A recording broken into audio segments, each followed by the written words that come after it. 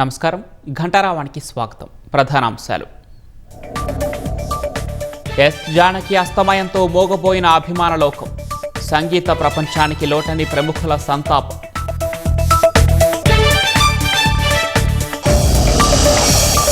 సాయంత్రం 4 వరకు ప్రజల సందర్శనార్థం జానకి పార్థివ దేహం.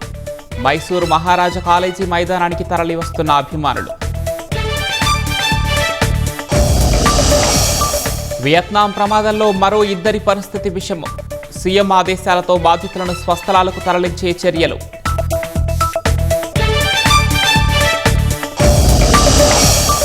టొరంటోలో స్ట్రీట్ ఫెస్టివల్లో దుండగుడి కాల్పులు. 2 మృతి, 4 గాయాలు.